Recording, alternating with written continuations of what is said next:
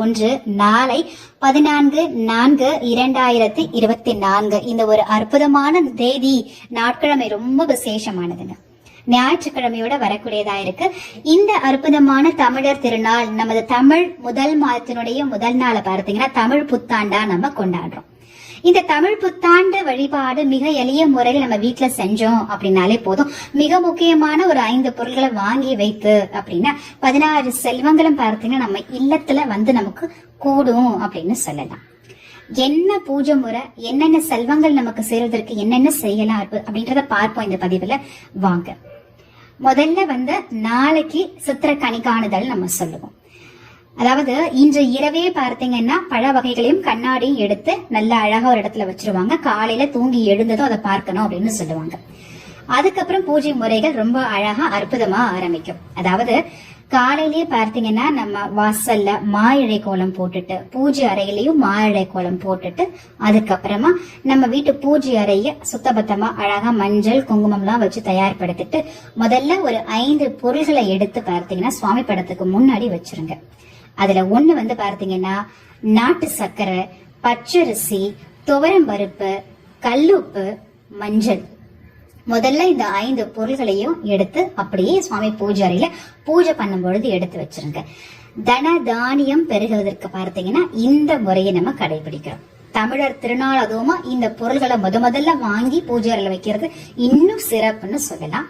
இல்ல முதல்ல வீட்டுல நிறைய அடுத்தது பார்த்தீங்கன்னா பழ வகைகளை பொறுத்த வரைக்கும் மாப்பழா, வாழை, முக்கணிகள் பார்த்தீங்கன்னா ரொம்ப விசேஷமான தமிழர் திருநாள் அதுவுமா நம்ம சுவாமி பூஜைகளை வைத்து வழிபாடு செய்யறதுக்கு பலா, வாழை இருக்கணும். அதுக்கப்புறம் உங்களுக்கு பிடிச்ச பழ வகைகள் எதுவாக இருந்தாலும் சரி அதை அப்படியே எடுத்து வச்சிருங்க. இன்னைக்கு இரவே, அதாவது இந்த 13ஆம் தேதி இரவே பார்த்தீங்கன்னா இதெல்லாம் தயார்படுத்தி ஒரு கண்ணாடியோட சேர்த்து நம்ம வச்சிருவோம். வச்சுட்டு அப்படியே படுத்து உறங்கிட்டு மறுநாள் காலையில பொழுது விடையும் பொழுது அப்படியே வந்து எங்கேயுமே பார்க்காம நேரா வந்து பூஜை அறையில இந்த பழ வகைகளையும் கனிகளையும் கண்ணாடியும் பார்க்க சொல்லுவாங்க. சித்திர கனி காணுதல் அப்படின்னு சொல்லுவாங்க. உங்களுக்கு எது பழக்க வழக்கமோ அதை நீங்க பின்பற்றிக்கோங்க. தமிழர் பாரம்பரியப்படி பார்த்தீங்கன்னா நம்ம காலையில பிரம்ம முகூர்த்த வழியில பூஜை பண்றதுதான் ரொம்ப சிறப்பானது. அதை கண்டிப்பா நீங்க செஞ்சிருங்க. அடுத்தது ஒரு கலசம் நிறக்க பார்த்தீங்கன்னா நீர் எடுத்துக்கோங்க. செப்பு கலசம், வெள்ளி கலசம், பித்தளை கலசம், எவர்சிவர் மட்டும் தவிர்த்துடுங்க. ஒரு பேருக்கு சொம்புதினங்க அப்படின்னு சொல்லாதீங்க. இது போன்ற பொருட்கள் மட்டும்தான் நம்ம பார்த்தீங்கன்னா பூஜைக்கு பயன்படுத்தணும். சோ இதுல வந்து சிற்றிகை மஞ்சள் தூள், சிற்றிகை வந்து நம்ம குங்குமம், அதுக்கப்புறம் 2-3 ஏலக்காய் எடுத்துட்டு இதை அப்படியே வந்து இந்த கலசத்தை தயார்படுத்தி பூஜை அறையில வச்சிருங்க. இந்த கலசம் எதுக்கு அப்படின்னா குலதெய்வத்திற்காகவும் மகாலட்சுமிக்காகவும் பார்த்தீங்கன்னா இந்த கலசம் வைத்து வழிபாடு முறை நம்ம தமிழர் திருநாள் அதுவும் முதல் நாள் அதுவுமா நாளைக்கு நம்ம செய்யறதுக்கு. நாணயம் பயன்படுத்துவோமோ அந்த நாணயங்கள் வச்சுக்கோங்க, நோட்டுகள் வச்சுக்கோங்க. வெளிநாட்டுல இருக்கவங்க கிட்ட இந்த மாதிரி இல்ல, உங்க கையில என்ன இருக்கோ அதை எடுத்து வச்சு பூஜை பண்ணிக்கோங்க. ரொம்ப விசேஷமானது. சோ எதுக்காக அப்படின்னு பார்த்தீங்கன்னா மகாலட்சுமியோட அருட்கடாட்சம் அனைவருக்கும் பார்த்தீங்கன்னா இல்லங்கள்ல பரிபூர்ணமாக வந்து சேரணும் அப்படின்ற எண்ணம் இருக்கும் இல்லையா? சோ அந்த ஆசீர்வாதம் நமக்கு நிலைக்கணும் அப்படின்றதுக்காக தான்.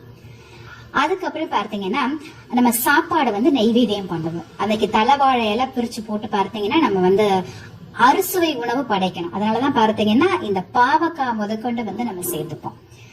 ஏன்னா நாளைக்கு வந்து அறுசுவையும் படைத்துதான் நம்ம இறைவனுக்கு வந்து நம்ம பொதுவாக நம்ம விரத நாட்கள்ல பாவக்காய் சேர்க்க மாட்டோம். ஆனா நாளைக்கு சித்திர கனி காணும் பொழுது அதுக்கப்புறம் பார்த்தீங்கன்னா பச்சை மிளகாய் போட்டு நீர்மோர் காய்ச்சி எடுத்து வச்சுக்கோங்க. அறுசுவையும் நாளைக்கு வந்து நமக்கு சுவாமிக்கு வந்து நம்ம நெய்வேத்தியம் படைக்கணும் அப்படின்றதுக்காக.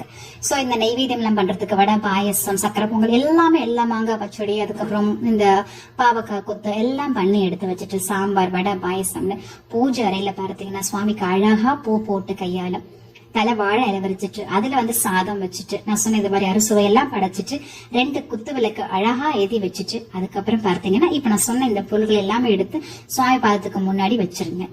நல்ல விளக்கோ இல்ல இந்த மாதிரி அழகான தீபங்களையோ எடுத்து வச்சு ஏத்திட்டு இறைவன் கிட்ட நமக்கு தேவையான அனைத்தையும் பார்த்தீங்கன்னா அழகா முறையிட்டு கேட்டு சித்திர கனி காணும் பொழுது பார்த்தீங்கன்னா உங்களுக்கு வந்து இந்த மாதிரி கண்ணாடி வச்சு வழிபாடு செய்யக்கூடிய பழக்கம் இருந்தா கண்ணாடி வச்சுக்கோங்க. இல்லைன்னா தவிர்த்துட்டு மற்ற பூஜைகளை செஞ்சிருங்க. ஓம் மகாலட்சுமியே போற்றி, ஓம் மகாலட்சுமியே போற்றி அப்படின்னு சொல்லி ஒரு 3 முறை சொல்லிடுங்க. அந்த பூஜை முடியும். Subscribe now and press the bell icon. Never miss an update.